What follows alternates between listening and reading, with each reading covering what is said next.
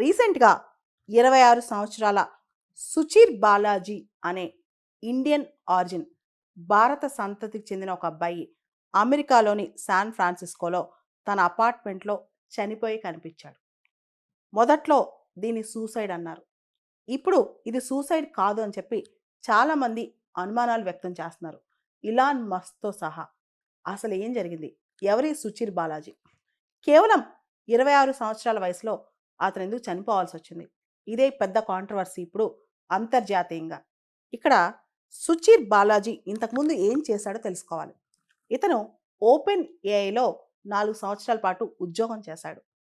Open AI అంటే మనందరికి తెలుసు, చాట్ జీపీటీ ఏదైతే ప్రొడ్యూస్ చేసిందో ఆ కంపెనీ అన్నమాట. తర్వాత 2024 ఆగస్టులో దాదాపు 4 సంవత్సరాలు పనిచేసిన తర్వాత 2024 ఆగస్టులో ఈ కంపెనీని ఆ అబ్బాయి క్విట్ చేశాడనమాట. క్విట్ చేసేటప్పుడు బయటకు వచ్చాక ఈ కంపెనీ మీద, ఓపెన్ ఏఐ మీద చాలా ఎలిగేషన్స్ వేశాడు. ముఖ్యంగా ఈ కంపెనీ అనెథికల్ ప్రాక్టీసెస్ చేస్తుందని, చాలా ఎక్కువగా కాపీరైట్ వైలేషన్స్ చేస్తుందని, ఇలా 1, 2 కాదు, న్యూయార్క్ టైమ్స్కి ఇచ్చిన ఇంటర్వ్యూలో చాలా ఎలిగేషన్స్ వేశాడు గత అక్టోబర్లో ఈ అబ్బాయి. దాంతో ఈ అబ్బాయి మరణం అనేది సూసైడా కాదా అనే దాని మీద ఇప్పుడు చర్చ బయలుదేరిందనమాట. ఈ సుచీర్ బాలాజీ చనిపోయిన తర్వాత ఇది సూసైడ్ అని చెప్పి గవర్నమెంట్ చేసిన అటాప్సీ చెప్పిందనమాట. అయితే వాళ్ళ పేరెంట్స్కి, చుట్టుపక్కల వాళ్ళకి డౌట్ వచ్చి మళ్ళీ ఒక ప్రైవేట్ అటాప్సీ చేయించారు.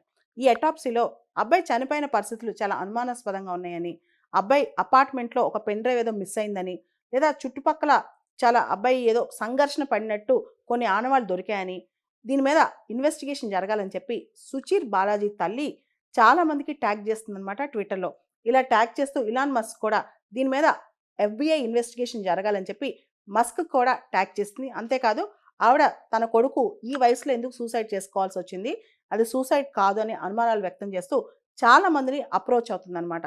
ఈ విషయంలో అబ్బాయి చేసిన స్టేట్మెంట్స్, అంటే అబ్బాయి కొన్ని స్టేట్మెంట్స్ ఆ టైంలో చేశాడంట. ఎప్పుడైతే దీన్ని క్విట్ చేశాడో ఆ టైంలో ఓపెన్ ఏఐ పాల్పడే చాలా అనెథికల్ ప్రాక్టీసెస్ సంబంధించి కాంక్రీట్ ఎవిడెన్స్ నా దగ్గర ఉంది, చాలా పెద్ద ఎవిడెన్స్ నా దగ్గర ఉన్నాయని చెప్పి అబ్బాయి ఎలిగేషన్స్ చేసినట్టు. అదే సందర్భంలో ఓపెన్ ఏఐ మీద చాలామంది లా సూట్స్ ఫైల్ చేశారనమాట.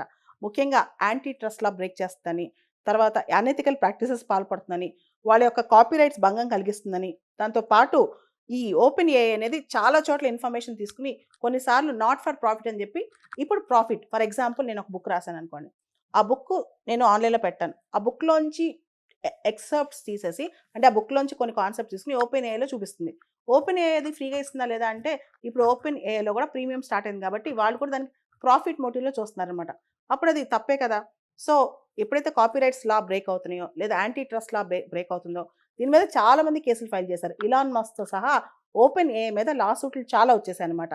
Sucheer Balaji open AI quit చేసిన తర్వాత ఇంటర్వ్యూలో మాట్లాడుతూ ఓపెన్ ఏఐని రెగ్యులేట్ చేయాల్సిన అవసరం చాలా ఉందని, ఓపెన్ ఏఐ ఇంటర్నెట్కి, ఇంటర్నెట్ సొసైటీకి, మనుషులకి చాలా హార్మ్ చేస్తుందని చెప్పి, అదేవిధంగా చాలా రైట్స్ వయోలేట్ చేస్తుందని, దానికి సంబంధించి తన దగ్గర చాలా కాంక్రీట్ ఎవిడెన్స్ ఉందని, ముఖ్యంగా ఎంటర్‌ప్రెన్యూర్స్‌కి, బిజినెసెస్‌కి ఓపెన్ ఏఐ చాలా హార్మ్ చేస్తుందని చెప్పి కూడా ఆయన ప్రకటించడం అప్పట్లో సంచలనం రేపింది.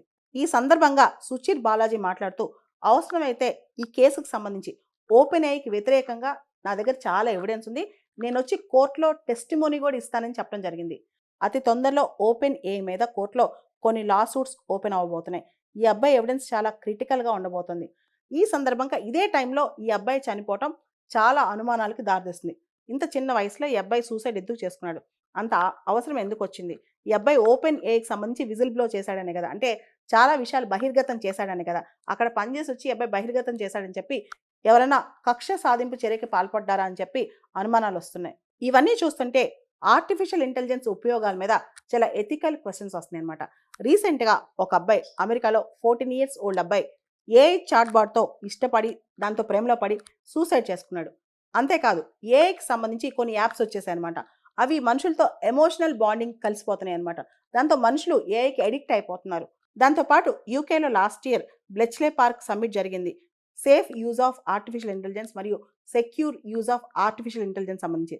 ఆ తర్వాత సియోల్‌లో కూడా ఏఐకి సంబంధించి, ఆర్టిఫిషియల్ ఇంటెలిజెన్స్ సంబంధించి సమ్మిట్ జరిగింది. కానీ ఏఐ అనేది, ముఖ్యంగా ఓపెన్ ఏఐ కానీ, చాట్ జీపీటీ కానీ, జనరేటివ్ ఏఐ కానీ ఇంకా నేసెంట్ స్టేజ్‌లో ఉన్నాయి. దేశాలు కూడా వీటికి సంబంధించి ఎటువంటి రెగ్యులేషన్స్ తీసుకురావాలి, ఎటువంటి రూల్స్ తీసుకురావాలి అనే దాని మీద ఇంకా ఆలోచనలోనే ఉన్నాయి. ఇంకా అది నేసెంట్ స్టేజ్‌లో ఉందన్నమాట. ఈ మధ్య చాలామంది విజిల్ బ్లోయింగ్ అంటే ఎవరైతే ఏదైనా కంపెనీలో అనైతికమైన పనులు జరుగుతున్నాయో, లేదా అక్రమాలు జరుగుతున్నాయో, తప్పులు జరుగుతున్నాయో బయటకొచ్చి చెప్పిన వాళ్ళని విజిల్ బ్లోయర్స్ అంటారనమాట.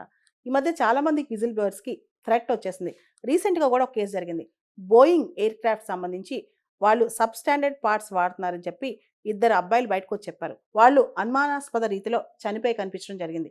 అదే విధంగా ఇప్పుడు ఈ సుచీర్ బాలాజీ ఈ అబ్బాయి కూడా అసలు అంతర్జాతీయంగా ఏదైనా పెద్ద పెద్ద విషయాలు బయటకొచ్చినప్పుడు, బయట పెట్టినప్పుడు లేదా ఎవరైనా ధైర్యంగా బయటకొచ్చి చెప్పినప్పుడు వాళ్ళని ప్రొటెక్ట్ చేయటానికి, వాళ్ళని రక్షించడానికి అంతర్జాతీయంగా చట్టాలు లేవు కదా సరిగ్గా. విజిల్ బ్లోయర్స్‌కి ప్రొటెక్షన్ ఎక్కడుంది ఇంటర్నేషనల్‌గా? మనం చూస్తే భారతదేశంలో విజిల్ బ్లోయర్ ప్రొటెక్షన్ యాక్ట్ ఉంది. అంతర్జాతీయంగా మాత్రం విజిల్ బ్లోయర్స్‌కి రక్షణ లేకుండా పోయింది. ముఖ్యంగా పెద్ద పెద్ద విషయాల్లో ఈ టెక్నాలజీ యుగంలో టెక్నాలజీకి సంబంధించి కంపెనీలు చేసే తప్పుల్లో పెద్ద పెద్ద అంశాల్లో బయటకొచ్చి చెప్పిన వాళ్ళకి థ్రెట్స్ అనేవి చాలా బయలుదేరుతున్నాయి. సరిగ్గా 12 సంవత్సరాల క్రితం ఎడ్వర్డ్ స్నౌడెన్ ఎపిసోడ్ అని ఒకటి జరిగిందనమాట. వికీలీక్స్ ద్వారా ఈయన ఇంతకుముందు అమెరికాలోని టాప్ సీక్రెట్స్, మిలిటరీ సీక్రెట్స్ ఇవన్నీ బయట పెట్టేశాడు. దాంతో అసలు అతనికి భయం వేసేసింది. అతనికి రక్షణ లేకుండా పోయింది. అతనెళ్ళి ఇప్పుడు రష్యాలో తలదాచుకున్నాడనమాట. ఎవరైతే కొన్ని విషయాలు బయటకు తీసుకొస్తారో వాళ్ళని విజిల్ బ్లోయర్స్ అంటాం. వీళ్ళకి రక్షణ అనేది అంతర్జాతీయంగా కొంచెం కష్టమే. సుచీర్ బాలాజీ యొక్క ఈ అనుమానాస్పద మరణం చూస్తుంటే ఒక నిజంగా అసాసినేషన్ సీన్ మూవీలో. ఎందుకంటే వాళ్ళ అమ్మ చెప్పిన కథనం ప్రకారం లాస్ట్ అబ్బాయి అపార్ట్మెంట్‌లో కొన్ని సూచనలు కనిపిస్తాయి. అబ్బాయి స్ట్రగుల్ అయినట్టు, ప్రెషర్‌లో ఉన్నట్టు ఇవన్నీ సూచనలు కనిపించాయి. దీని మీద ఎఫ్‌బీఐ వాళ్ళు ఇన్వెస్టిగేషన్ జరపాలని వాళ్ళమ్మ గట్టిగా కోరుతోంది. ఇలాన్ మస్క్ లాంటి వాళ్ళు కూడా దీనిపైన అనుమానాలు వ్యక్తం చేస్తున్న ఈ తరుణంలో ఖచ్చితంగా ఇలాంటి చావులు కొంత అనుమానించాల్సిందే. ఇవన్నీ పక్కన పెడితే ప్రపంచంలో పెద్ద నేరాలు, ఘోరాలు జరిగినప్పుడు, తప్పులు జరిగినప్పుడు అతి తక్కువ మంది పెద్ద వ్యవస్థలకు వ్యతిరేకంగా వచ్చి బయట మాట్లాడతారు. వాళ్ళకింత థ్రెట్ ఉందని కూడా మనకు అర్థమవుతుందనమాట. ఇప్పుడు తేల్చాల్సింది ఏంటంటే సుచీర్ బాలాజీ ఈ అబ్బాయి ఇంత చిన్న వయసులో చనిపోవడానికి నిజంగా ఏంటి ఆ కారణం? ఒకవేళ సూసైడ్ చేసుకున్నా దానికి కారణం ఏంటో తెలియాల్సి ఉంది.